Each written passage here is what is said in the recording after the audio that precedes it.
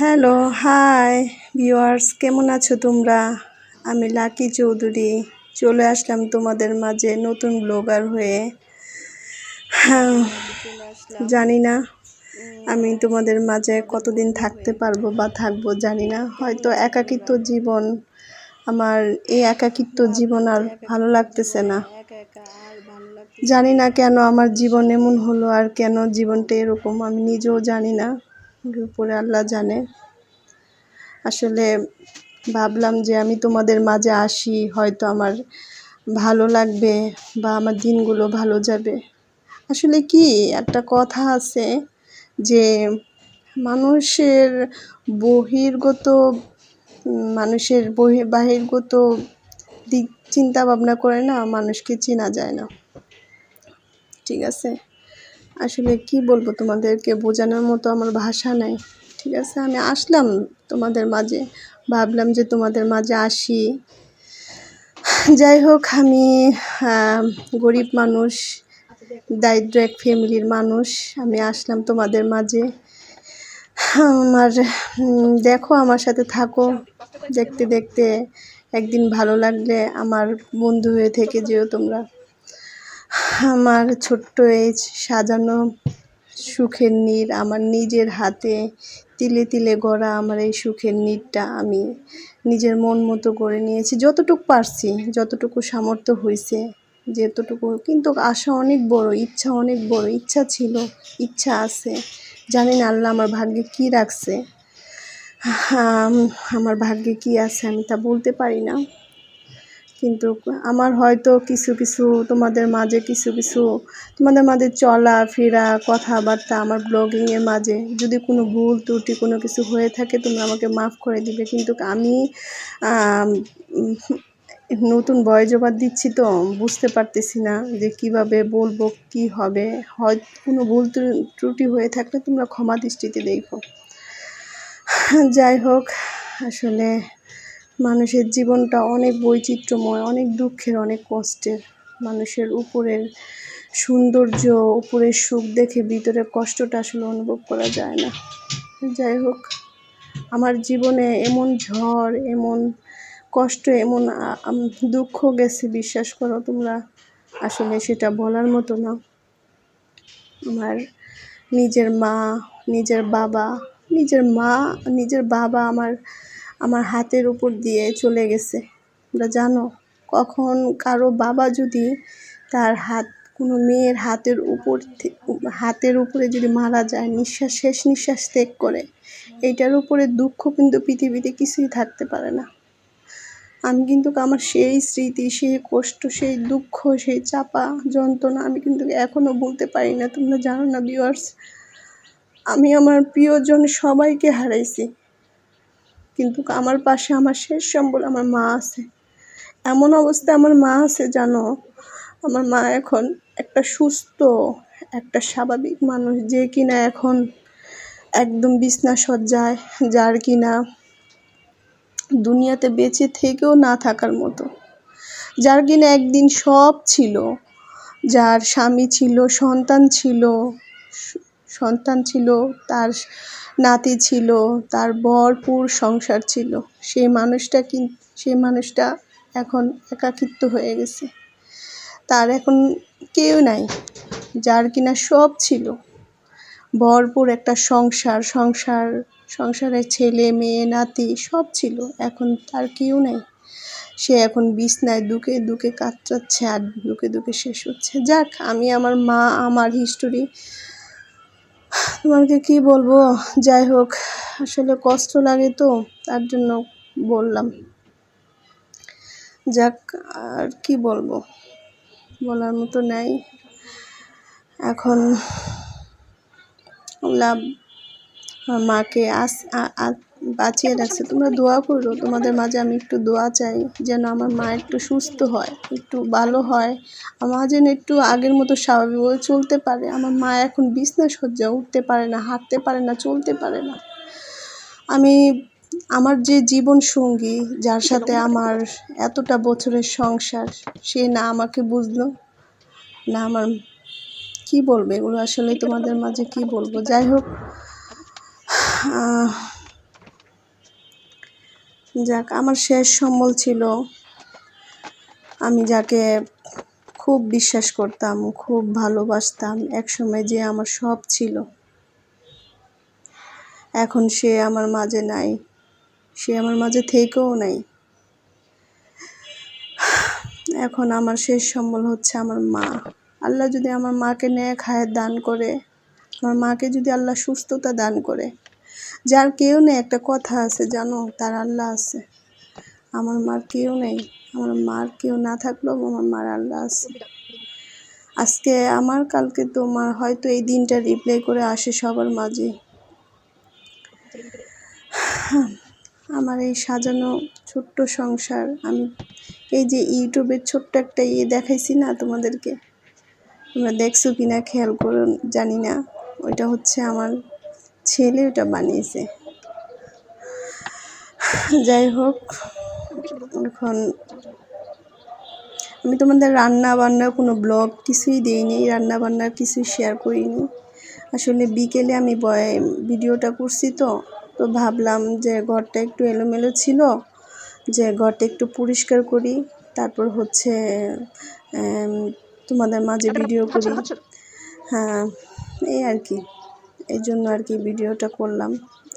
তো আমি যদি আমার ভিডিওটা তোমাদের মাঝে একটু হলেও যদি ভালো লেগে থাকে, আর হচ্ছে তোমাদের মাঝে একটু হলেও যদি তোমরা পছন্দ করে থাকো, তাহলে আমার পাশে থেকে যেও, একটা লাইক, একটা সাবস্ক্রাইব করে, যাতে আমি ভিডিও যদি ছাড়ি বা আমার মনের উৎসাহ যদি জাগে, সাথে সাথে যেন তোমরা ভিডিওটা পেয়ে যাও।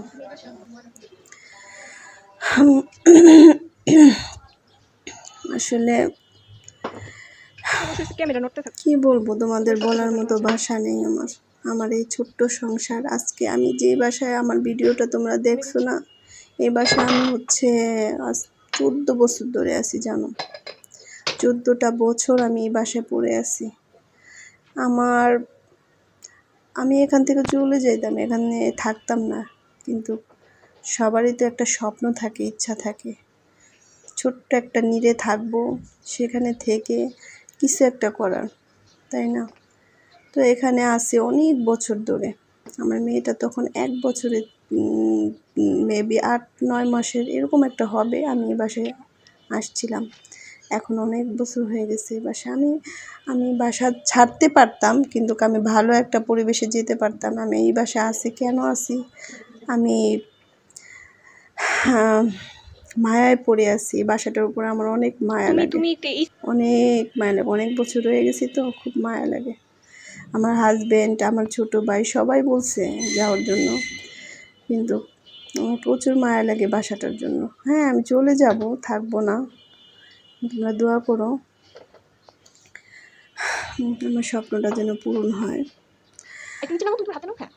আর হচ্ছে জানি না, আমার মা যে পরিমাণে বিছনায় পড়ে আছে অসুস্থ, জানি না, আসলে আমার মনটা ভেঙে গেছে, জানো না, এই সময়ে, এই একাকিত্ব জীবনে আমার এই অবস্থায় আমি আমার মার পাশে কাউকে পাইনি, জানো।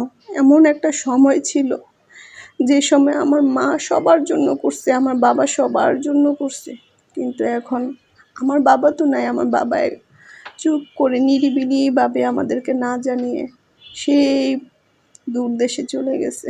কিন্তু আমার মা এখন মানে সব কষ্ট, দুঃখ, যন্ত্রণা বুকে চাপা রেখে পড়ে আছে, ওই বিছানার মধ্যে পড়ে আছে।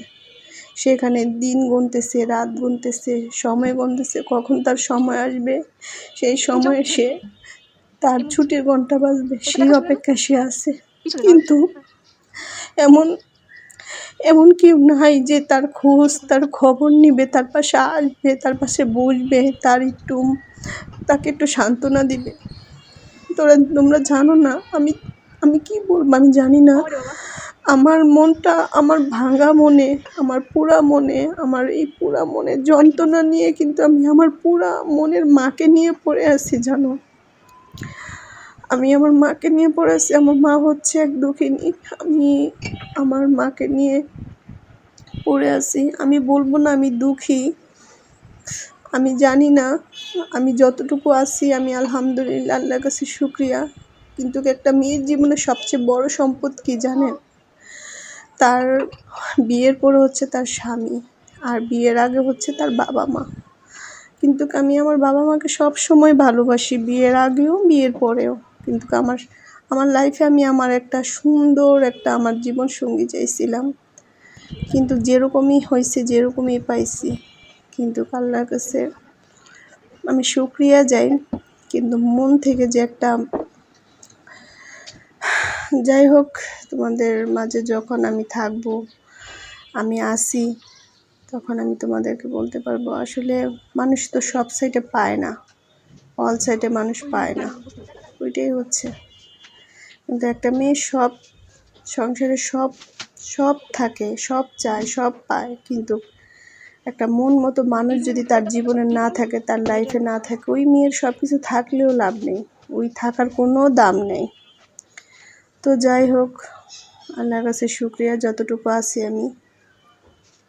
কিন্তু আমার এই সাজানো এই যতটুকু তোমরা দেখছো না, আমার এতটুকু সাজানো সংসার, আমার তিলে তিলে কিছু কিছু জমানো টাকা দিয়ে আমার এই সাজানো সংসারটা, আমার হাজব্যান্ডের কোনো ইচ্ছেই ছিল না, আগ্রহী ছিল না। সে তার লাইফের মতো, আমি আমার লাইফের মতো জীবন কাটাইছি। কিন্তু আমার না, জানো না, অনাবরত ছোটোকাল থেকে অনেক স্বপ্ন, অনেক শখ ছিল, একটা সাজানো, একটা সুখের নীড়, একটা সুন্দর স্বপ্নের একটা সংসার। আমার খুব শখ ছিল আমি আমার হাজব্যান্ড, আমার ছেলে মেয়েকে নিয়ে, আমার শ্বশুর বাড়ি হোক, বাবার বাড়ি হোক, সবাইকে নিয়ে আমি থাকবো, খুব সুখে থাকবো। আমার মন মতো একটা মনের মানুষ থাকবে, যে কিনা আমাকে চিনবে, বুঝবে, আমাকে ভালোবাসবে, আমাকে চোখের আড়াল হলে আমাকে খুঁজবে। আসলে সবার ভাগ্যে তো সব হয় না, সবার ভাগ্যে সব হয় না, সেটাই হচ্ছে বড় কথা। কিন্তু এখন আমার এই একাকিত্ব জীবন, এই আমি সুখ পাই কিসে জানো? আমি সুখ পাই হচ্ছে আমার সুখের নীড়টাকে সাজিয়ে আমার মনের তৃপ্তি পাই, তারপর হচ্ছে আমার মাকে দেখে একটু মনের তৃপ্তি পাই, তারপর হচ্ছে যে আমার মনের মানুষ, যার সাথে আমার জীবন সঙ্গী, জীবন গাথা ছিল, সেই মানুষটা। কিন্তু সবাই তো এক হয় না, আর সবার সাথে জীবনের মিল হয় না, মনের মিল হয় না। তো যাই হোক, আল্লাহ ভাগ্যে যেটা রাখছে সেটাই, কিছু করার নেই। আর হচ্ছে আমার স্বপ্ন এখন আছে, একটা স্বপ্নই, আমার ছেলেটাকে যদি আল্লাহ হাফেজ বানায়, আমার ওই ছেলের উপরে আমার খুব আগ্রহ। আল্লাহর জন্য আমার ছেলেটাকে তোমরা একটু দোয়া করো, ও যেন হাফেজ হতে পারে। আমার ওর উপরে অনেক স্বপ্ন, অনেক শোক। জানি না আল্লাহ আমার এই স্বপ্নটা পূরণ করবে কিনা, আমি পারবো কিনা আমি জানি না, এটা আল্লাহ জানে, এটা উনি ভালো জানে। তো যাই হোক, আমি কিছুদিন দুই একদিন আগে আমি পার্সেলটা হোম হ্যাভেন থেকে নিয়েছি, দীপাপুর থেকে। তো তোমরা চাইলে নিতে পারো। তো আমি ওনার ভিডিওতে দেখার পরে আমার খুব ভালো লাগছে এই প্যান্টটা, আর হচ্ছে এই হাফ প্লেটটা। আমি অনেকগুলি মানে সিরামিক নিয়েছি, আমার শোকেসে তোমরা দেখলে বুঝতে পারবে। আমি আসলে আমার রুমগুলো ছোটো, দুইটা বেডরুম আর একটা ড্রয়িং রুম, তো তার জন্য আমি আমার স্বপ্ন, আমার শখগুলি পূরণ করতে পারছি না। কিন্তু আমার স্বপ্ন হচ্ছে অনেক বড়, অনেক বড়, সেটা আমার সাধ্যের বাহিরে। কিন্তু সবার তো সব শখ হয় না, আর যদিও হয় সেটা আল্লাহ চাইলে, হইতে পারে আল্লাহ চাইলে। কিন্তু আমার জীবনের মানে শখটা অনেক বড়। তো যাই হোক, তো আমার অনেক শখ, সিরামিকের প্রচুর শখ, প্রচুর শোপিস, সিরামিক, এগুলি প্রচুর শখ। কিন্তু আমার নিজের মানে কিছু নিজের জন্য কেনার থেকে সাংসারিক জিনিসের প্রতি আমার চাহিদা বেশি, ছোটোকাল থেকে বরাবর। তো যাই হোক, তো এই দুইটা হাফ প্লেট আর হচ্ছে অরেঞ্জ কালার একটা প্যান নিয়েছি, তো দীপাপুর চ্যানেল থেকে। তো মানে খুব ভালো লাগছে আমার কাছে।